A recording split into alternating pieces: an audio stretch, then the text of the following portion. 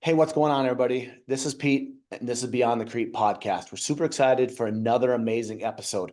As you guys know, every episode is all about business growth within the concrete or the coatings industry. We're super excited because even though it's kind of a challenging economy, we're talking to Marko today about marketing, and that is definitely one of the biggest things that everybody needs to grow the company. So this is going to be a super important podcast. You guys are going to need to save this, go back and rewatch it again. But without further ado, Marko, thanks for coming on the podcast. Yeah, thank you so much, Peter, for bringing me on the podcast here. I can't believe I haven't been on here yet. We've known each other for I feel like 10 years now. Yeah. But yeah, super excited to jump on and honored to have this opportunity. Yeah. So guys, we're going to talk to Marko all about marketing. And as we always talk about the past, the present, and the future. So we're going to dive into that. But before we do anything, Marko, give everybody kind of who you are, your kind of 2-minute bio. Yeah, exactly. So, you know, when I got in this industry, the concrete coating industry was, 5, 6 years ago. I started a concrete coating business in Mesa, Arizona. It's called Allstate Concrete Coatings at the time. And we did a lot of like 1 day polysporic floor systems, kind of like when it was first starting to really blow up. Concurrently, at the same time we were doing that, I started a marketing agency, and we were obviously helping my business in the coating industry get results. But at the same time, I started helping out other companies across the country, epoxy businesses, obviously the 1 day floor businesses, even some like concrete overlay type companies. And it was a hot spot, like epoxy and concrete coatings. The marketing just hit really hard for the clients that we were working with. And then from there, we just kind of doubled down and scaled the company over the past 5 years. So it's been super amazing. I love this industry. Obviously our clients, they transform floors, and it's amazing to see owner operators go, from owner operator to 7-figure successful businesses. So it's been an awesome ride. Yeah. Yeah, no, it's awesome. And again, it's over the time that we've met each other and everything, we've seen it grow and everything like that. But, if we look at the Mhm. past and kind of what made you start concrete coatings? Because I know kind of like people are always like, how the hell did you get into this industry of all things, right? Like what was it like day one for you? Like what was getting into it? Yeah, I would say, because the marketing company was first. Okay. I started the marketing company when I was going through college, and we had a couple clients that did painting, like residential painting, and then the clients that did that, they also did epoxy.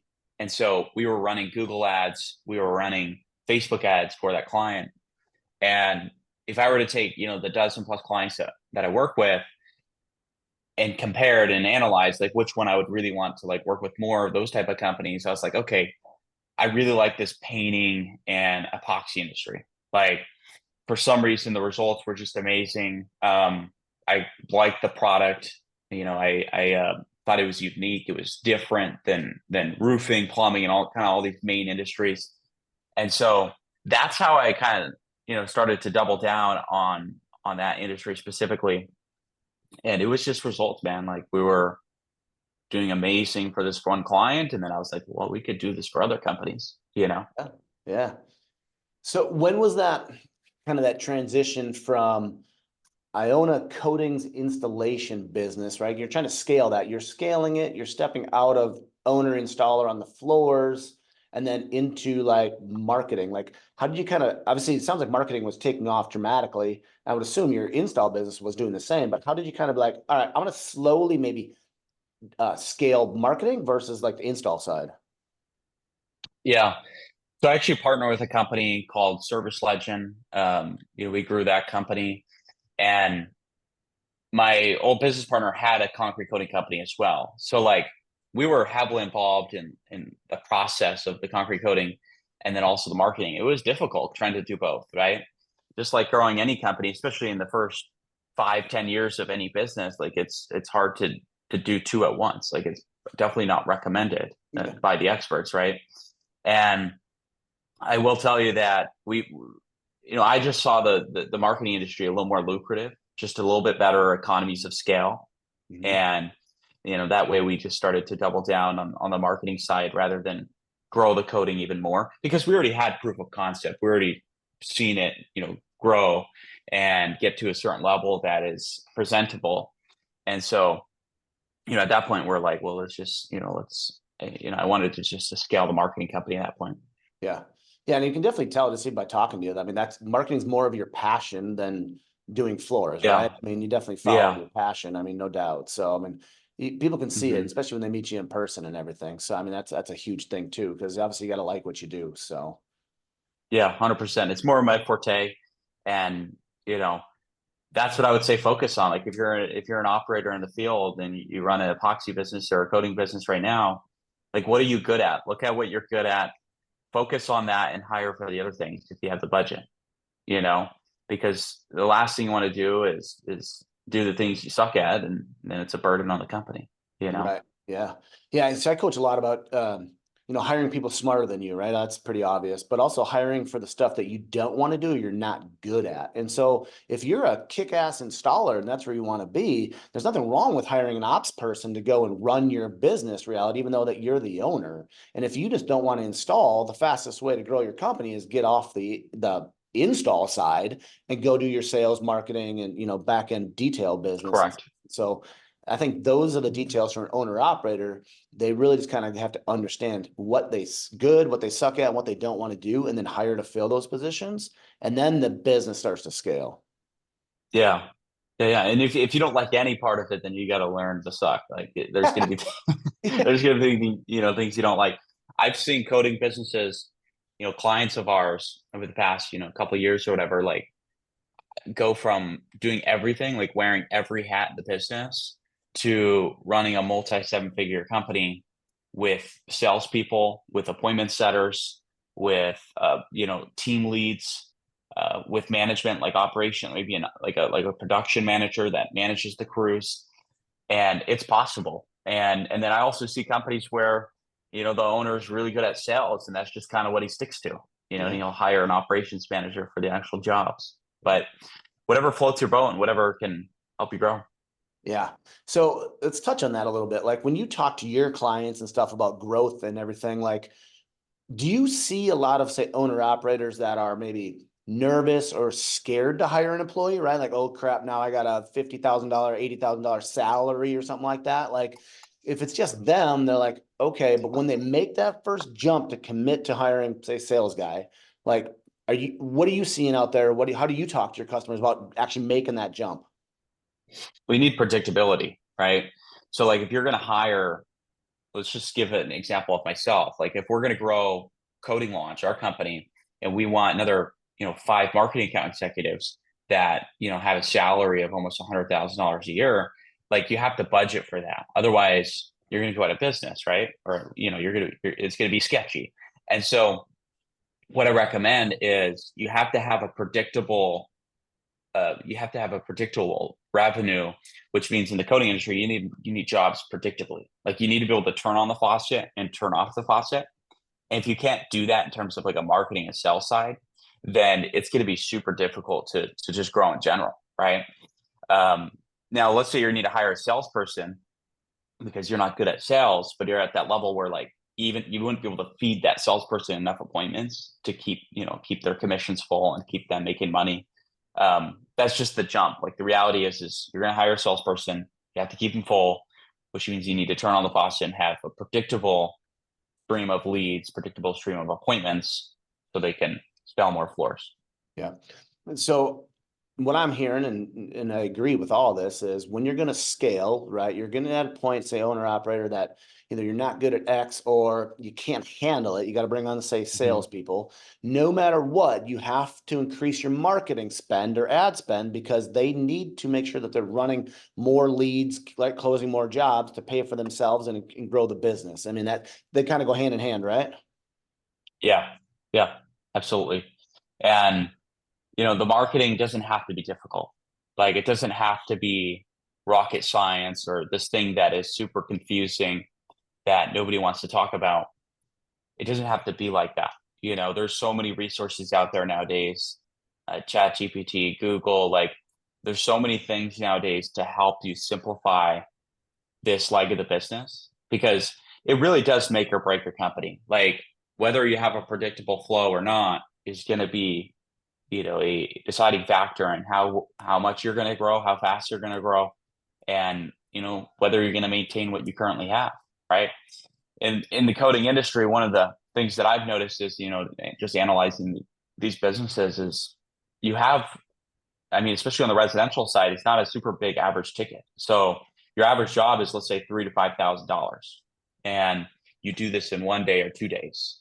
You do 400 square feet to 1,000 square feet per day or whatever it is, right? Most of these companies do. And so if you're doing jobs in 1 day or 2 days and the job size is $5,000, you have to do so many jobs to just maintain the revenue. Let's say you're in the fencing industry, for example. In the fencing industry, you have a lot bigger job sizes, and it takes more days to finish the job with the same. And so in the coating industry, what I'm noticing is a bigger requirement to have more leads at any given time, but also a cheaper lead. It needs to be not low quality, but it needs to be cheaper, because you can only pay so much for these leads, because you get a lead, not everyone becomes an appointment. So anyways, the point I'm trying to make here is, in the coating industry, it's a leads business. You're going to have a lot of leads, convert them into appointments, and close them.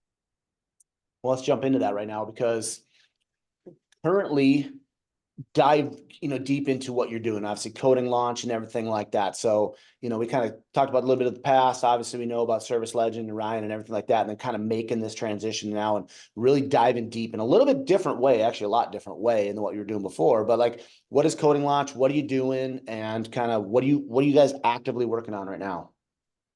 Yeah. So coating launch is a movement for the concrete coating and epoxy business owners to reach more success and change their lives. That's kind of in a nutshell what it is. Okay. Now, over the past, few months since we've started almost a year ago now, we've worked with hundreds of epoxy and coating businesses, and obviously we're helping them hit that 7-figure mark.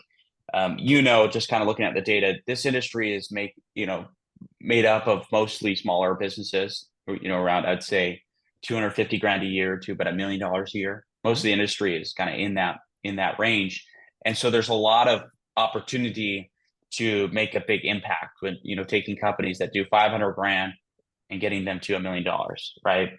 And we do all of this through our proprietary coaching and our education model, but we also have a done for you approach where we'll actually help with the lead generation. Okay. So, what we do, we'll run Facebook ads, we'll run Google ads, we'll do things like that.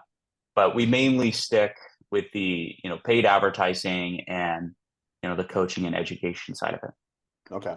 So you're twofold, right? So, you'll be kind of what I call like a white glove, hands-off experience. So if I'm a contractor, can I come to you and say, handle my Facebook, social and everything, and then like your lead generation will go into a CRM per se?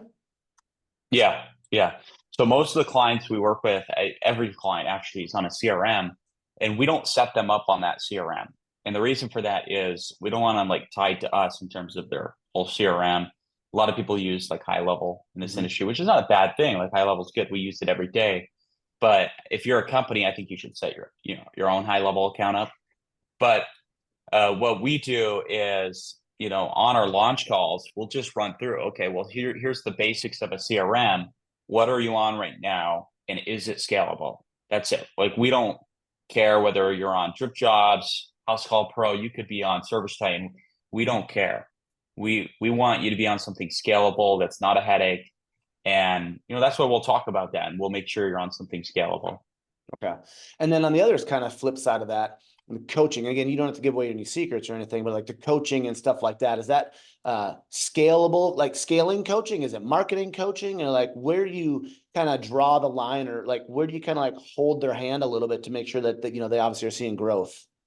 Yeah, that's a good question. So with our coaching side, we have a program where, the company, let's say you're a larger company and you have a marketing team internally and you're growing that, you'd like to have more resources. And so with the coaching, we'll actually coach, whether it's a marketing team member or even the owner sometimes, on business fundamentals, marketing fundamentals, and then we go into lead generation. So, how to generate leads consistently, whether it's through Facebook, Google. In the coaching, there's training on exactly how to build a website for about $250 rather than having to hire a website designer, developer agency for, let's say, 10 grand. And so there's a lot of do it yourself sort of training and coaching that we do. And I'd say that's, a smaller portion of our business at this point, but it's super helpful for folks that are a little bigger, that have a marketing team developed already. And they're, like marketing team internally, where they have, appointment setters, they have, salespeople, and then maybe a marketing manager. And those folks really like this. Hey everybody, thanks for tuning in to Beyond the Crete podcast. I wanted to let you know about the fastest and best industry business event there is. The Concrete and Coatings Mastermind, held in Dallas, Texas, is the fastest way to level up your business in 2025. The first year in 2024, we had amazing speakers and sponsors and over 100 attendees that was there, all about how you can learn sales and marketing, installation tips, business coaching, hiring, and efficiency.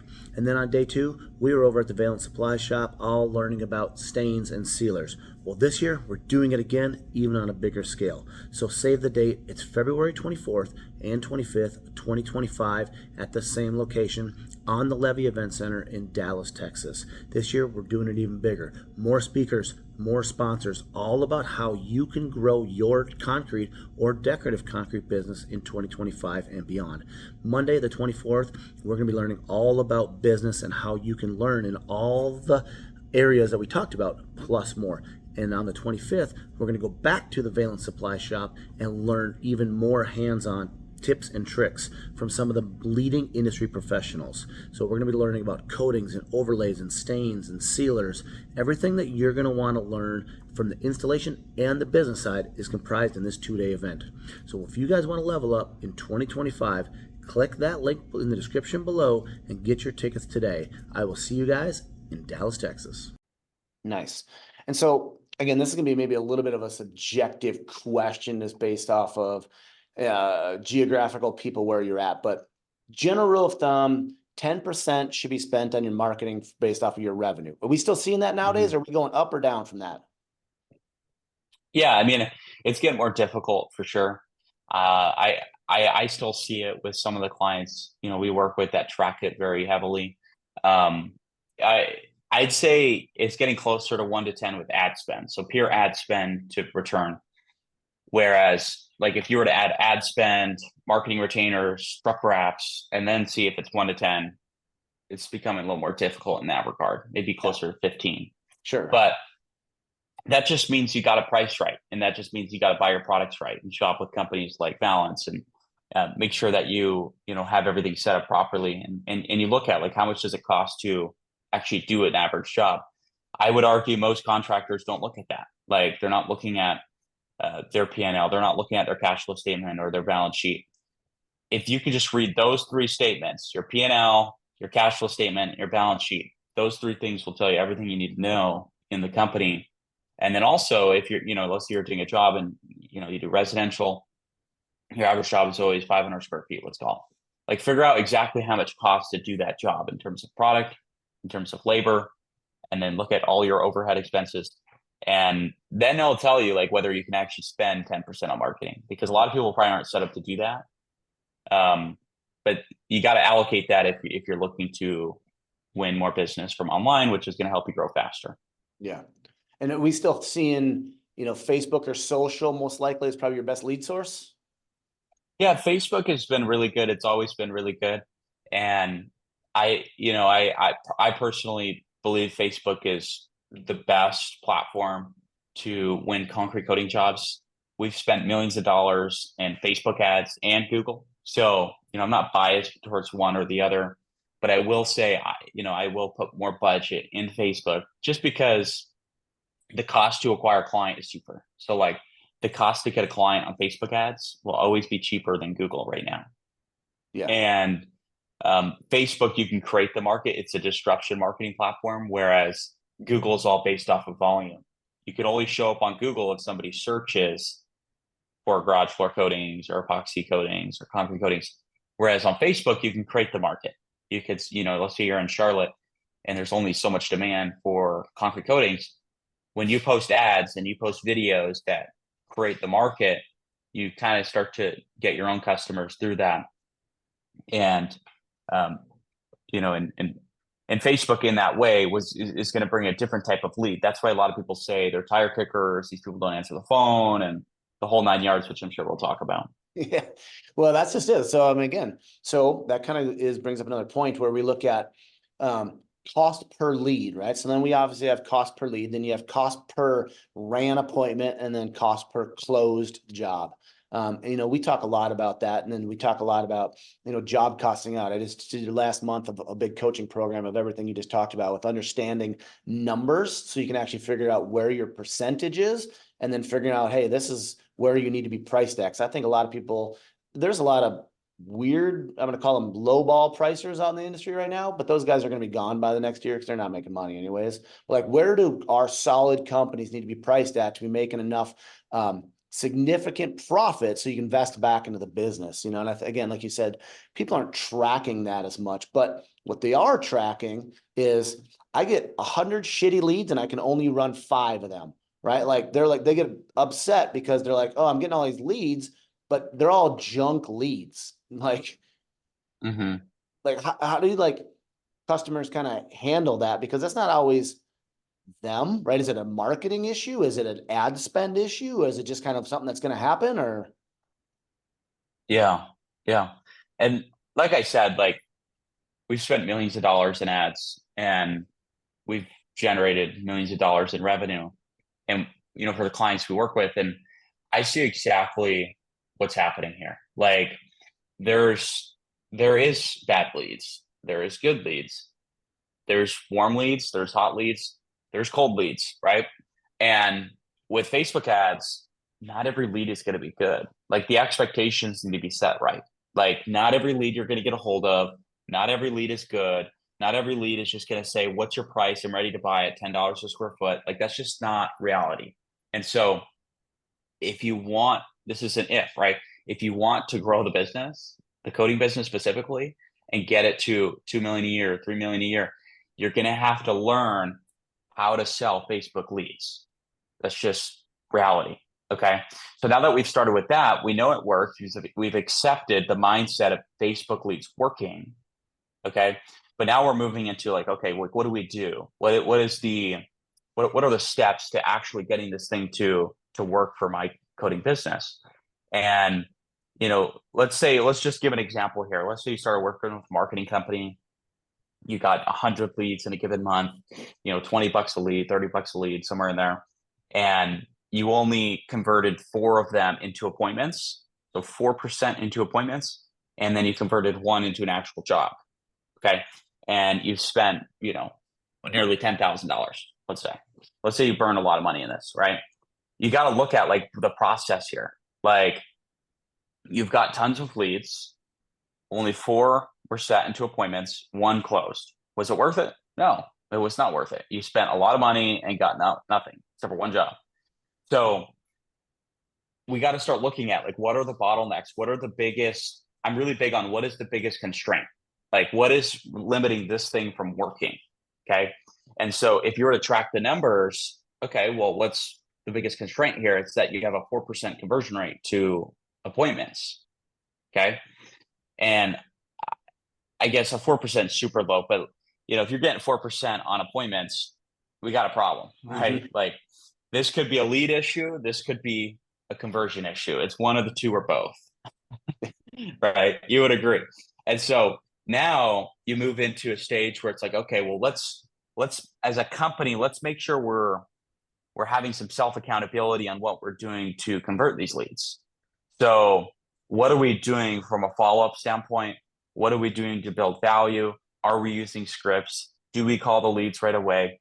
There's a list of things that the company should be doing. And these aren't secret. If you shop with Home Advisor, I bet you call the leads as soon as possible, right? They work, but not everyone's good, but you're going to call the leads right away. So there is a very strict follow-up process that you should follow And a couple things just to kind of note in there. Like, for example, when a Facebook lead comes in, when you're an owner operator, it's hard to get to it right away, obviously. But that's why it's important to, get an appointment there as soon as you can, or as soon as the budget allows you to. But you want to call the lead within 5 minutes. If they don't pick up on the phone, first ring on the first call, then you want to call them again. You want to double call them.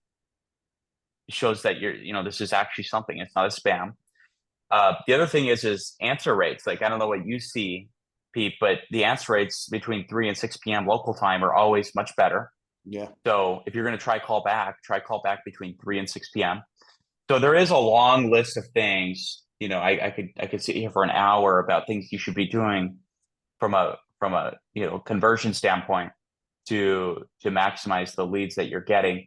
And then also the marketing company, right? The marketing company needs to be accountable and be 100%, because we're big on transparency. Like, they should be transparent about what they're doing. Okay. And yes, lead generation could be high friction, it could be low friction. And so low friction lead forms or leads and conversion on website forms are usually a lot lower intent. Like, lower friction is going to bring in lower intent leads. Higher friction is going to bring higher intent leads. And what I mean by friction is the questions on the form or the advertising strategy. Like, if you're retargeting, if you're building more value, if you have higher friction, that's going to bring in higher intent lead because it required more information or more work from the consumer to actually contact you as a company. So there's two different methods there, which we could dive more into as well, but that's kind of the start there. Yeah, exactly. That could be a whole separate podcast on that. So, we teach a lot about that too, where it's not necessarily always a lead generation issue. It could be a sales issue, close issue, stuff like that. Because we always look at close rates, and if people aren't tracking it, like they say they ran the 100 leads, they closed floor or ran 4, closed 1. Okay, well that's a little bit unrealistic. But if you just ran with those numbers, and if you're below say 40%, you probably got more of a sales issue and stuff like that, not a lead generation. If you're getting 100 leads a week, or sorry, a month. I mean, that's running, 25 a week. That's a significant amount of leads realistically that you should be running. And we talk a lot about that too, because it's not always about a lead generation. People say the leads suck. Well, that's not always true. You probably just didn't do the right job at doing that. And I want to touch on that too and then ask you a question about that, because we see a lot of owner operators that are the same, right? They can't get to the phone call. They're not getting back to it as soon as possible. We're getting better at that. The CRM can help, right? So my question, I guess, is, should you be setting up automation so they automatically are getting a text, an email, maybe a ringless voicemail or something, no matter what? And how are you guys kind of like, do you see it enough people utilizing the full power of the CRM, or is that kind of like a thing in our industry we really got to coach more on? Yeah, that's a good question. I would say you definitely want to send an SMS to the client or to the prospect. You definitely want to send an email. And where it's gold is you don't spam the customer, but you let them know, like, hey, we're here. Like, you reached out, you want to quote, we're here. So like, you want to send a message the first day. You want to send an email the first day. And this could be automated. You want it to be automated through your CRM. And it's not necessarily to convert into a quote. You don't want to say, like, click here to schedule a quote, because nobody does that. Like, nobody's going to fill out a quote themselves. Otherwise, you're throwing out 60% of your leads. So definitely send them a text, definitely send them an email. And then, day two, like the bigger companies we work with, they have like 30 to 35 touch points over the next 3 weeks with that customer. And so, like, you just need more reps and more opportunities for that client to reach out. Yeah. Yeah. And we're big on that too. And we're starting to utilize a CRM inside of here. And so I'm personally learning automations on the back end, and I screw it up every day. But when it's set up right, it's so powerful, and it frees you up as a small business or an owner operator, and then having to focus on some things, but more importantly, just keeping your stuff organized. So if there's one thing that I can talk to you about, is whatever CRM you're using, like Marko said, make sure it's set up properly and you're using it, because it's crucial to scale, or at least create a lead flow and follow up with your customers. Because I know for us and a lot of our customers, they're not following up as much. They might be following up 1 to 3 times and they call it a dead lead. And they're not Yeah. hitting them 30 times. Like I know when we were in Vegas, we talked to Jeff, he was hitting them like 35 times in a day and a half or something like that. Like on the opposite end of aggressive, but there's also the largest coating company in the industry. So something's working. Yeah. And yeah, by no means should you call them 4 times in a row, because that's just going to piss them off. But you should have a follow-up process that's pretty bulletproof. And I'm telling you, the companies that are successful are always the ones that have a really good follow-up process. We've seen companies absolutely kill it in the middle of nowhere, like where there's no other competition, there's no other coding business. And we have a few clients across the country, like let's say they're 2 hours outside Pittsburgh, and just some rural area, and it's super lucrative. There's no other companies running ads, and their follow-up process could be terrible, but that's because there's nobody else calling those same people. Yeah. So if you're in a very busy area, which majority of the country is, then you definitely have to have a very, really, really good oiled follow-up process. Yeah. Yeah. And that goes back to sales. I mean, everything and stuff too. So as we start thinking about what we're, say if we're a contracting business today, and like for right now and what you guys are doing, like as we move into, let's call it the future, but realistically, let's look at the next 12, 24, 36 months. Like what is a couple maybe key tips and tricks that maybe an owner operator could work on to scale or anything like that? Like what are some things that you guys are doing, again, without giving away your secrets, that are helping these guys, or maybe some information to help these guys scale? Yeah. Yeah. I wouldn't say we have any like secrets that we're not willing to share. Like obviously we're transparent. We want to give everything out. Um, I'd say the biggest thing is, the follow-up process like you're talking about, but like actually following it, like actually doing it and being accountable to it is the biggest part. Because like I said, it doesn't have to be rocket science. Like none of this is like this rocket science thing that is like super hard to get a grasp of. We make it stupid simple with a 5-point follow-up system. And we also have training on like how Facebook ads actually work, because once one understands exactly how Facebook ads actually work, they're going to have more understanding about the platform not bringing in like the highest quality leads. And that's just kind of par for the course. Okay. And then the last thing that just to kind of mention here is like, you want to have a script. You want to have a really good script. And the reason for that is because you get good at your job when you follow a script. Like you get very consistent with those phone calls. And then eventually when you hand it off to a salesperson or an appointment setter or just an office person, that script is so dialed in at that point that they'll just have to follow it. That's it. Like that way you have predictability that these conversations are going to continue to be the same, and you're going to be able to get the same type of appointments. Right. And in that script specifically, you want to have things like objections. Like when you get a lead on the phone, you're probably going to get the objection that they're just looking for a ballpark estimate. Like you've probably seen that, right? All the time. And when they get a ballpark estimate objection because they don't want to schedule the quote, or they're afraid to schedule a quote because they've already had somebody else out there or whatever. You obviously can give them a ballpark, but you want to tell them like, well, tell me, what kind of coatings are you looking for? Are you looking for metallics or flake system?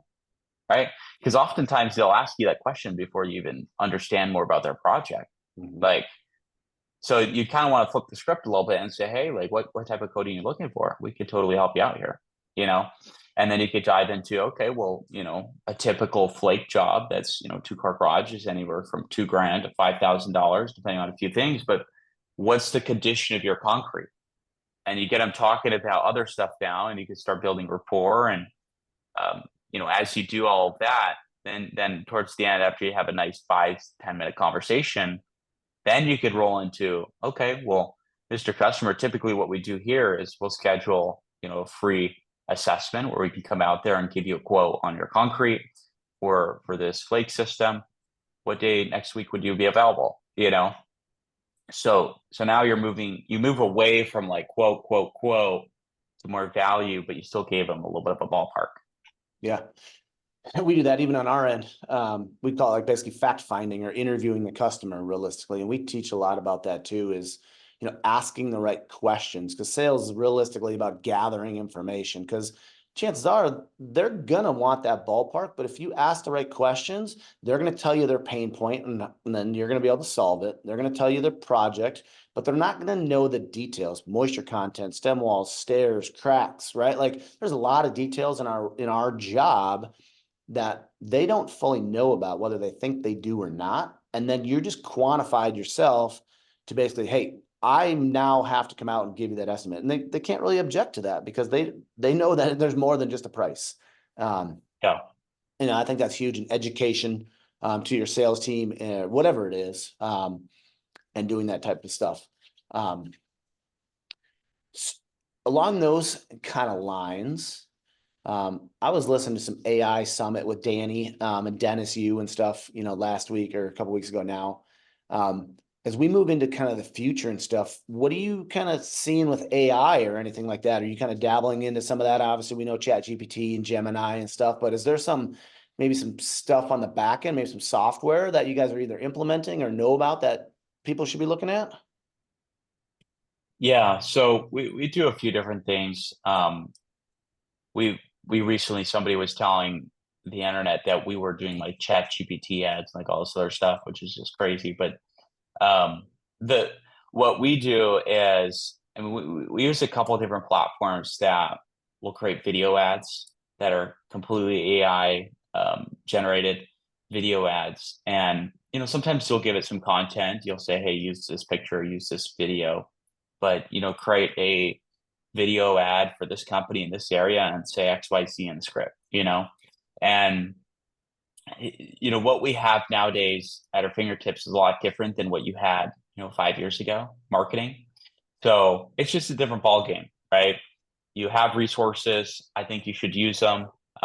You shouldn't rely solely on AI to generate results, but you should be able to use your brain and use your intuition, but at the same time, utilize resources to, get creatives or copy or just make ads more effective in general. If you're a concrete coating company, you're going to be using a grinder. Why would you use a big grinder? Why don't you just use a hand grinder? Well, because you're going to be there all day. Yeah.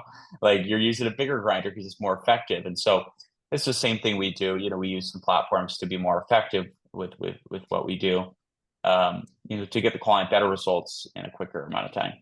Yeah. Yeah, it's real good advice, guys. You get to go back and just listen to that, because I think a lot of people maybe are a little nervous about AI or scared. Or hesitant, not really sure on how to use it. Yeah. But most people nowadays, at least that I know, are using at least Chat GPT. We use it quite a bit in the business and just prompting stuff. And you can go really deep into the P&Ls and all the really cool stuff, but it can write a lot of stuff. And correct me if I'm wrong, but people should be doing obviously paid ads and stuff on Facebook, obviously, but then there's organic stuff, right? They should be posting every day. Like what kind of frequency should a company be posting, right? Not just boosting or doing paid ads, but should you be posting every day? Look, we just completed this job in Eagan, Minnesota, or hey, it's my installer Tony's birthday today. Is that, and like frequency play a big factor into that? Yeah. Frequency totally plays a factor. I would say organic anything has slowed down dramatically. Okay. Like if you want to get likes and views on Facebook, you have to pay to play at this point. Okay. Now, it's not a bad thing to still post. I think you should still post. You should post transformation photos of garages you've done. I think you should post your testimonials. Maybe if you have like where the client holds up a sign of like 100% satisfied. I've seen a lot of contractors do that. You want to also look at like what is the best time to actually post on Facebook and Instagram. And I believe Facebook is between 7 a.m. and 9 a.m. Okay. is typically when the best time to post, or in the evening at 7 p.m. to 9 p.m. on weekdays. And there are specific days as well that you could post on, but I would say keep it consistent, post once a day if you can, if you're doing enough jobs. If you're doing less jobs, then post maybe every other day with a job that's successful. But the whole purpose in posting is really just to fill your page with a catalog of successful projects, so it builds credibility. And something that Google rolled out, a year ago or so is EEEAT. So with EAT, not sure if you've heard of that, but it's all about expertise, authority, and trustworthiness. And if you're trying to build a coding business and rank on Google and have tons of reviews and build a brand and build, something that you can create tremendous impact with, you have to establish authority and credibility. And so, Facebook and posting all the jobs that you have is one of those signals that you can do very well. Yeah. Yeah. I just learned about that from Dennis a couple weeks ago, and he kind of dove into it and stuff like that. Because when people search you, right, Google automatically is going to know, right, are you credible, right? Are you, actually knowledgeable and all this stuff. And, that's stuff that I don't really understand either. But what I got out of that was consistency, and basically just kind of making sure that you are credible, right? Because again, you can't just type in AI to your ads or all your website copy, because Google's going to understand that. So you need to be, I'm going to call it organic with that, but natural maybe might be a better word. Pictures. So are you seeing maybe picture ads or video ads? Which one performs better? We see both. Video ads work extremely well if the cost per lead is reasonable.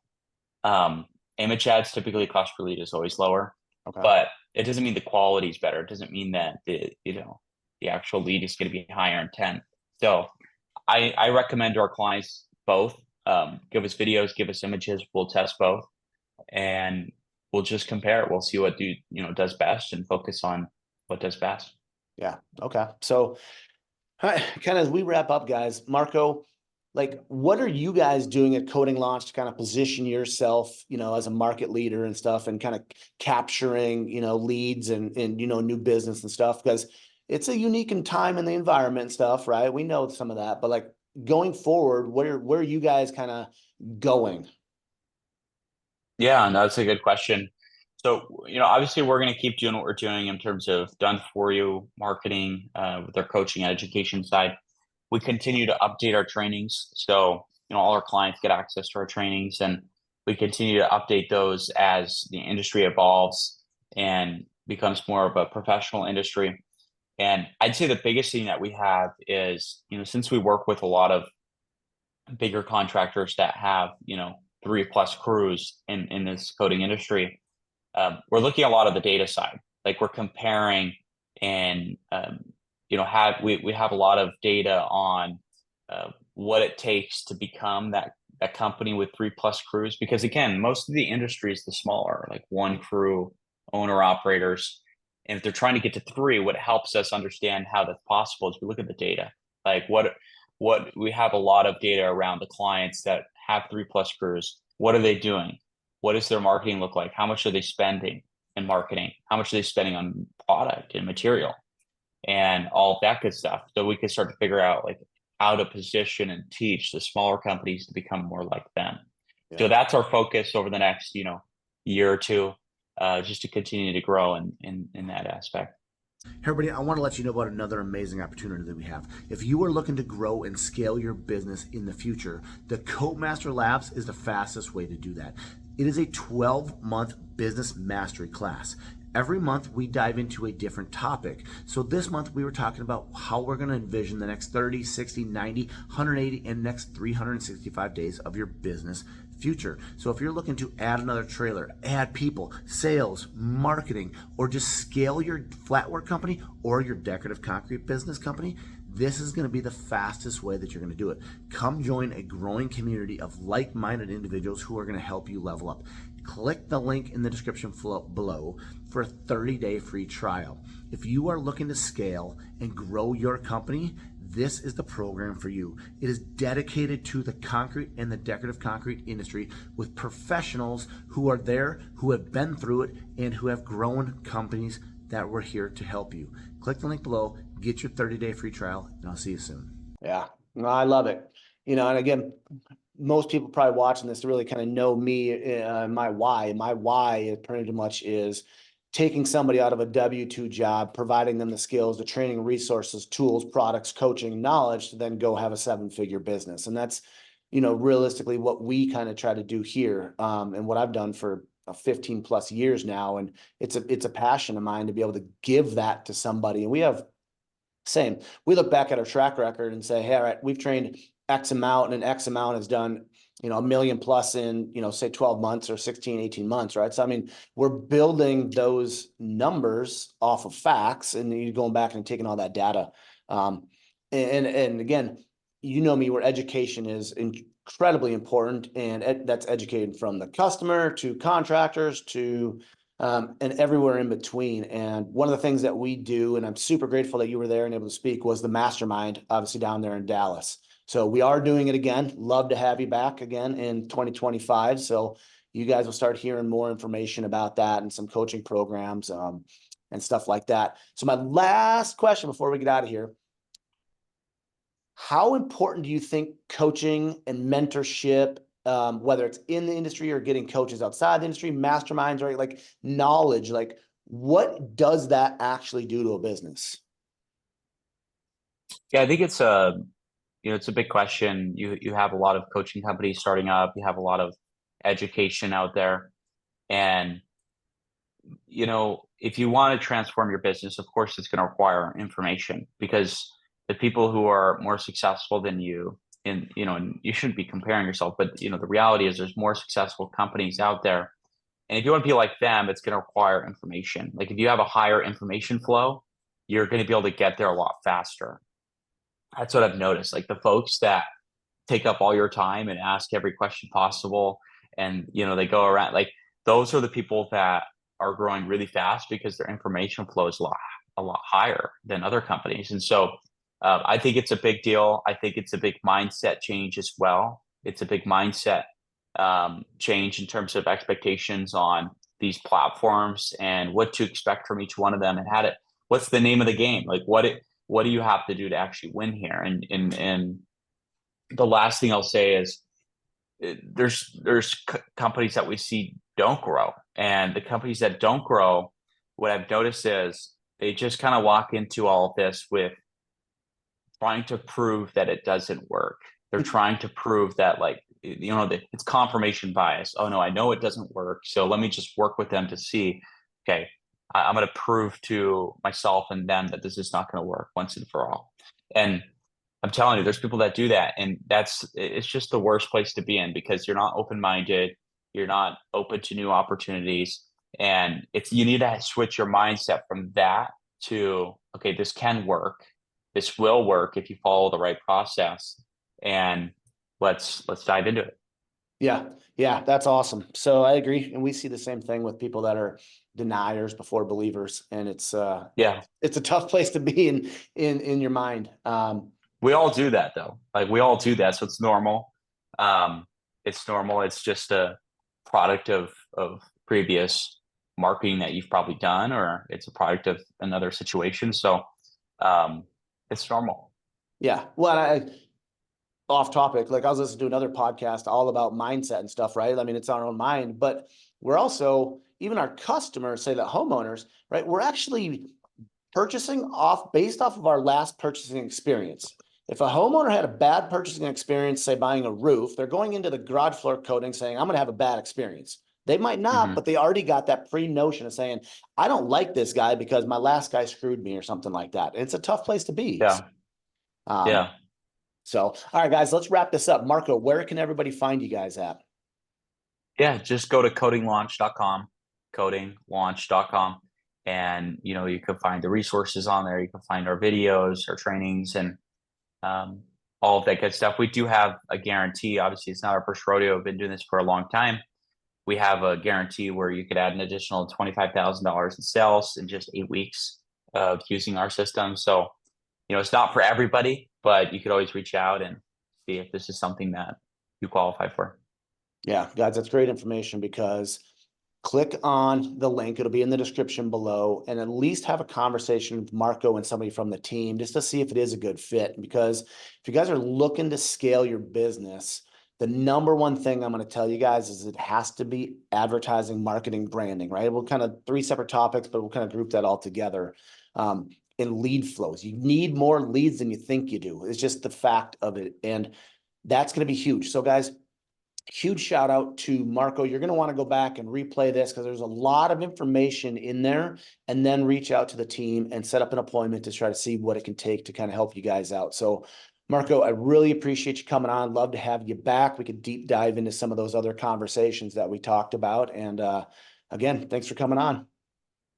Thank you very much. Yep, sounds good. All right, guys, that was another amazing episode of Beyond the Crete. We know that we're building businesses from the inside out. This industry is one that we need to level up, and we're doing it one podcast at a time, one event at a time. So click that link in the description below. Talk to Marko. Click on some of those other links if you're interested in the mastermind or some products or anything like that. But guys, I'll catch you on the next one. Have a good day.